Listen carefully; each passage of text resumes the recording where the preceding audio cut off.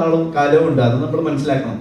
അപ്പൊ എന്തിനേയും കുറ്റം പറഞ്ഞ് ഈസിയാ, പക്ഷെ അതിൽ നിന്ന് എന്തെങ്കിലും ഒരു കാര്യത്തിൽ ഒരു നല്ലതുണ്ടെങ്കിൽ ഇത് കൊള്ളായിരുന്നു കേട്ടോ, അങ്ങനെ പറയുന്നിടത്താണ് ഇപ്പൊ കുറച്ചുകൂടെ റിലവൻസ് ഉള്ളതെന്ന് എനിക്ക് തോന്നുന്നു. പിന്നെ എല്ലാവരും പറയുന്ന ഇവരോട് ചോദിച്ചല്ലോ സിനിമാറ്റിക് ആയിട്ടാണ് ഈ കഥ പറഞ്ഞെന്നുള്ളത്. ശരിക്കും നമ്മുടെ ജീവിതത്തിൽ നടന്ന പല കാര്യവും നമുക്ക് സിനിമയായിട്ട് കാണിക്കാൻ പറ്റില്ല.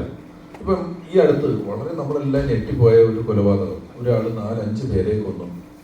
സിനിമയിൽ ഇയാള് കാരണമായി പറഞ്ഞ ഒന്നും സിനിമയ്ക്ക് റീസൺ അല്ല.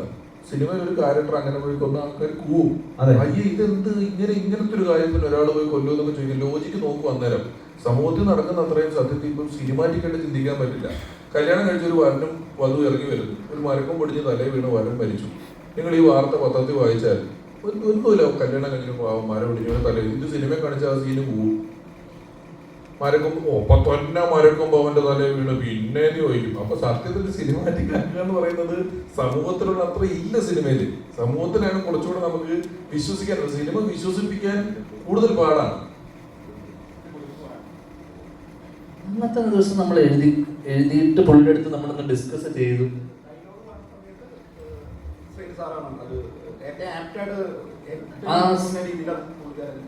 ആ സീനൊന്ന് ജസ്റ്റ് ഒന്ന് ബ്രീഫ് ചെയ്തപ്പോ പുള്ളി അതിനകത്ത് എന്തൊക്കെ പറയണം വേണ്ട എന്നുള്ളതൊക്കെ ജസ്റ്റ് ഒന്ന് പുള്ളി പറയും.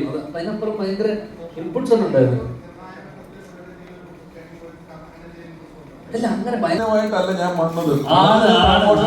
വന്നു കഴിഞ്ഞപ്പോഴേ ഇത് മത്സരമാക്കി. ചിലര് അതിനടിച്ചു അങ്ങോട്ട് പറഞ്ഞു.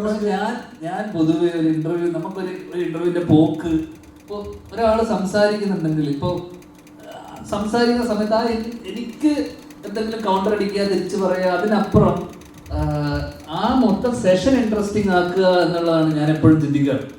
കാരണം ഞാൻ ബാക്കിയുള്ളവർക്ക് ഒരു സ്പേസ് കൊടുത്തിട്ടും ബാക്കിയുള്ളവർ സംസാരിക്കട്ടെ, അല്ലെങ്കിൽ അവർ സംസാരിക്കട്ടെ, ജീവക്ക് ചില കാര്യങ്ങൾ ഇട്ട് പറയാനുള്ള ഗ്യാപ്പ്. ഇപ്പം ഞാൻ ബേസിലൂടെ വർഷം കഴിക്കുന്ന സമയത്തും നമ്മൾ അവർക്കൊരു സാധനം ഇട്ട് കൊടുത്താലും അവർ തിരിച്ച് കൗണ്ടർ അടിക്കുള്ളൂ. അപ്പം നമ്മൾ അങ്ങോട്ട് പറയാനും ഒരു ഗിവ് ആൻഡ് ടേക്ക് ഉണ്ടാവണം. അപ്പോൾ എല്ലാം ചില ഇപ്പോൾ രമേശന്റെ കേസിൽ രമേശൻ കോൺസ്റ്റന്റ് ആയിട്ട് അടുത്തെന്ത് പറയണം എന്നുള്ള ഡീപ്പ് തിങ്കിങ് ആണ്. അപ്പോൾ നമ്മൾ ശ്രദ്ധിച്ചാൽ മതി, ഇന്റർവ്യൂ ശ്രദ്ധിച്ചാൽ മതി.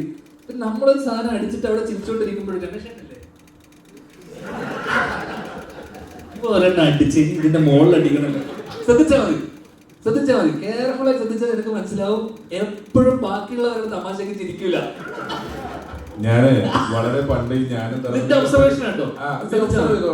ധർമ്മനൊക്കെ പരിപാടി ചെയ്യുന്ന സമയത്ത് തന്നെ ക്ലബ് മാസ്റ്റേഴ്സ് ഒക്കെ തന്നെ ഞങ്ങൾ അങ്ങനെ അത്ര ചിരിക്കാതെ വളരെ സീരിയസ് ആയിട്ട് ധർമ്മം പറഞ്ഞിട്ടുള്ള ആൾക്കാരാണ്.